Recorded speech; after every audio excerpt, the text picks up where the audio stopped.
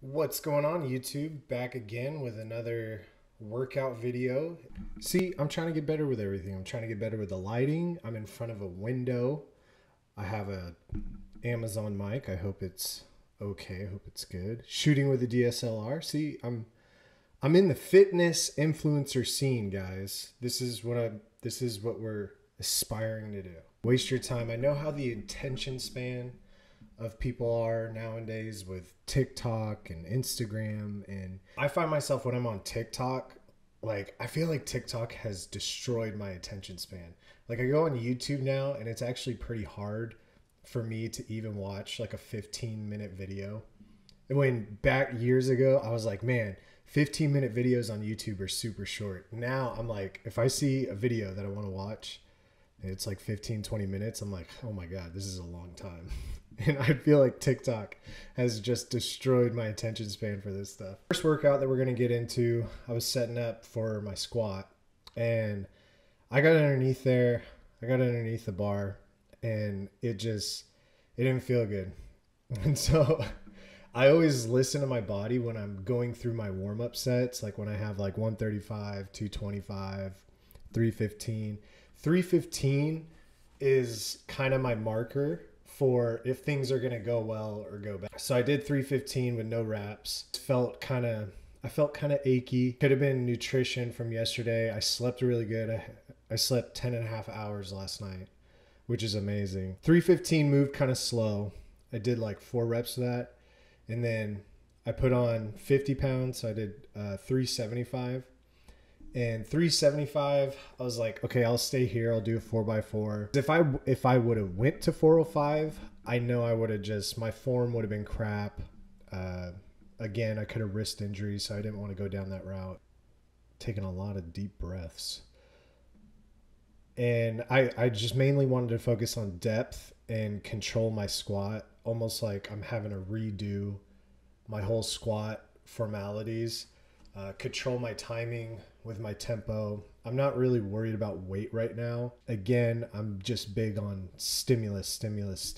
That's all you need in the gym is stimulus. If you could go in there and you understand that you're destroying muscle tissue, then you're doing your job.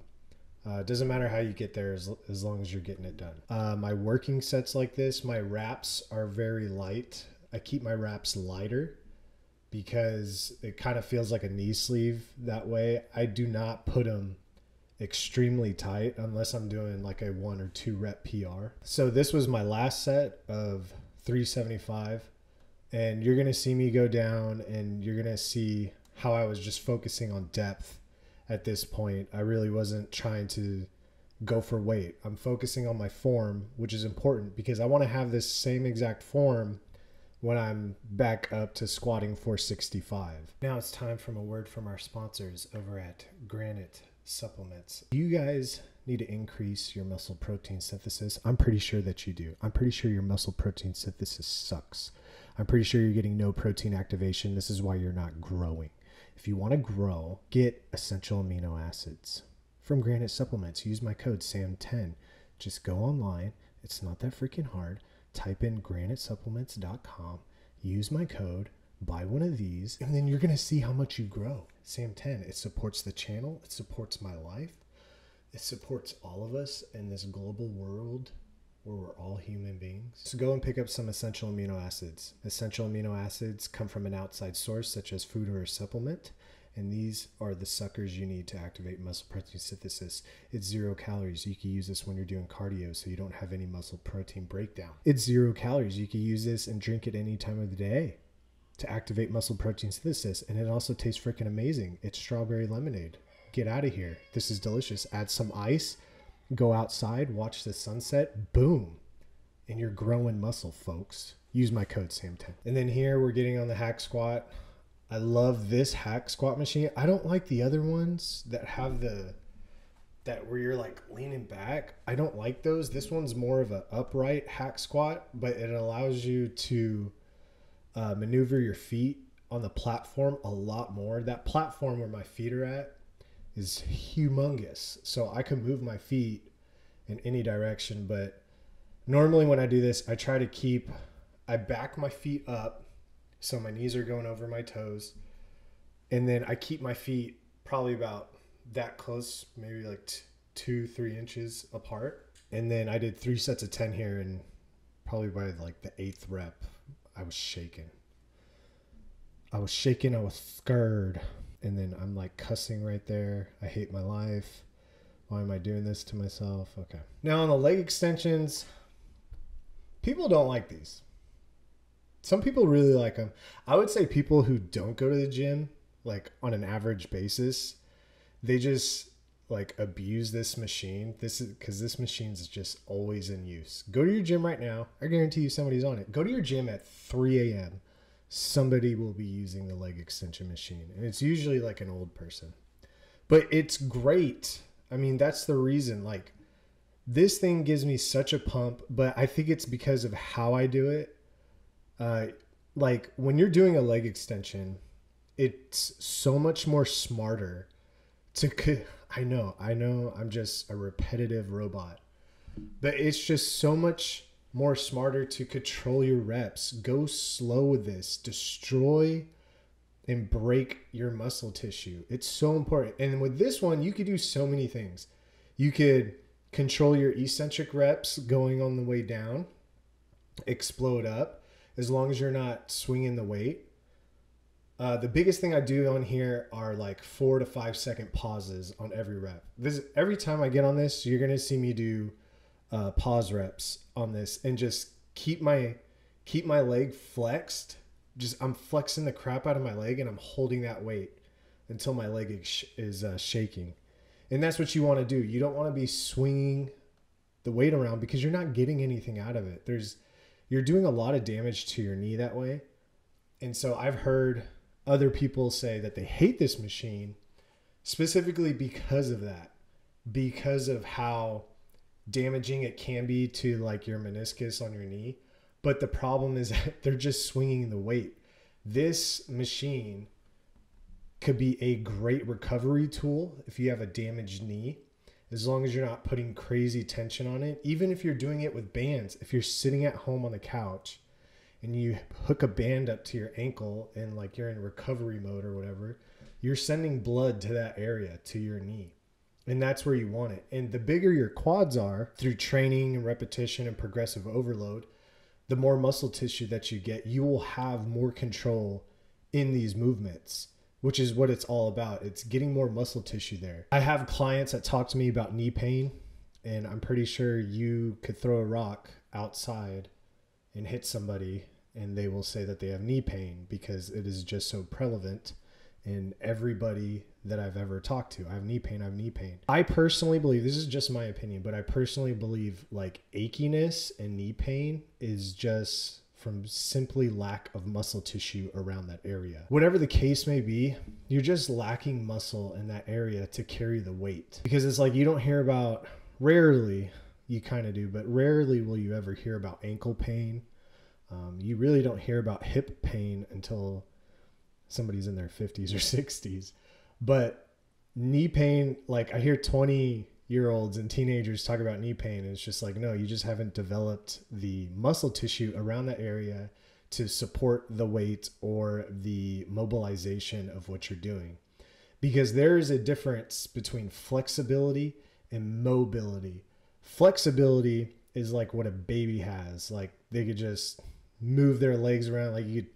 Like I could grab my son's feet and touch his head and there's no problem. He has great flexibility, but mobility is the weight load in which you could perform, right? So that's like doing a lunge, a weighted lunge, where you have to have the mobility to support the weight within the movement. So flexibility and mobility, those are two different things. And then here I'm doing walking lunges, right? But I always do these type of lunges where it's a half rep and a full rep.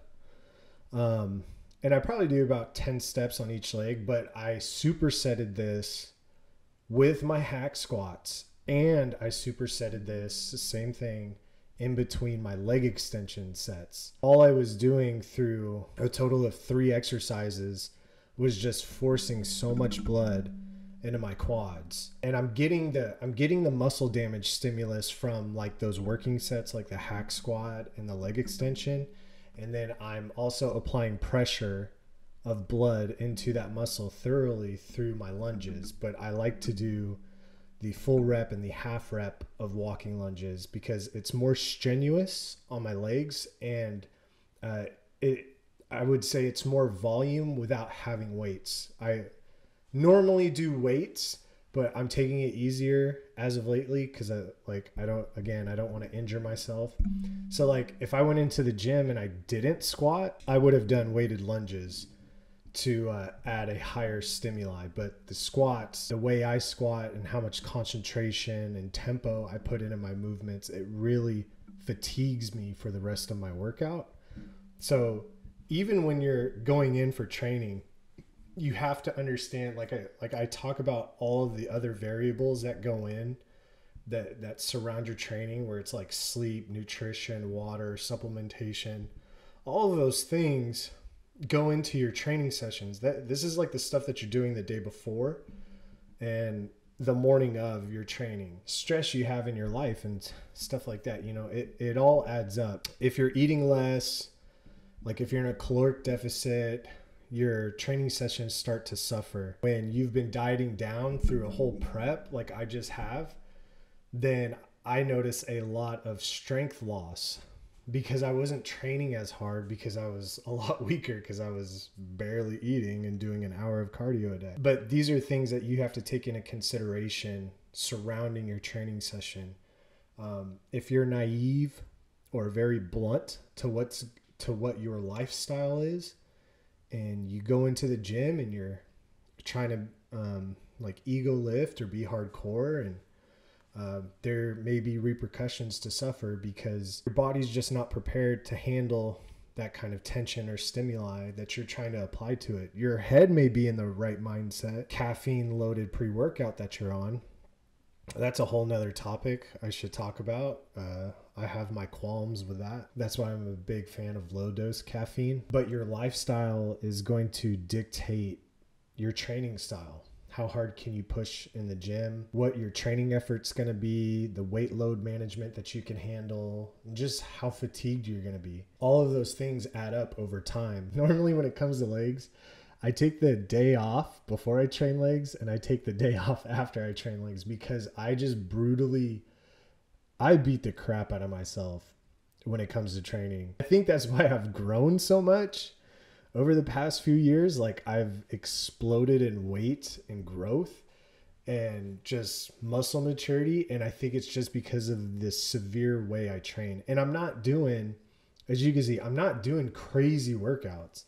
I'm not doing a bunch of extra accessory crap. I don't do that. There is a movement I do at the end of every leg workout, but it's just calf raises. It's just seated calf raises. But I actually do that for ankle mobility, because ankle mobility is very important when it comes to depth in your squat and squatting properly. And then sometimes I'll do a reverse hyperextension, because they have the platform there at my gym, which is what I really appreciate. So there's a bunch of stuff that I'm not doing. Do I need to do a bunch of accessory workouts? No. Before this, I always train. So before I squat, I always train hamstrings. So I'll do RDLs.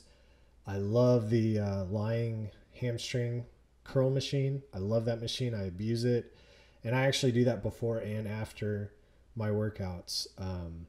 I love that machine for hamstrings. So there's a lot of things that I have to work on as far as hamstring development, but I'm not in here doing a bunch of crazy stuff like glute kickbacks. I don't need to work on my glutes. They're big enough as it is. When I'm going in the gym, I kind of know what I'm doing. I base my whole workout around the one movement, right? So if I go in the gym and I'm training chest, my one movement is my dumbbell bench press. And then everything I do after is dictated off of that. When I go into the gym and I train back, it's deadlift. And then seeing how much that may or may not fatigue me, that's going to dictate the rest of my workout and the other principles that I need to focus on with bringing up my back, because my back is so weak.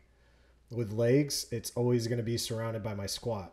Now, I already squatted on Monday, and it's only been 4 days later and I'm squatting again. I'm trying to add in a little bit more training volume to my legs so I could bring up my hamstrings and my quads and get a better X frame. So I could ramble on and on all day about training and training philosophy and what you should do and what you should not. But I'm going to end the video here, guys. Hope you enjoyed it. Pushed out 3 videos this week. This is crazy, bro. Who am I? What am I doing? This is insane. All right. Peace out.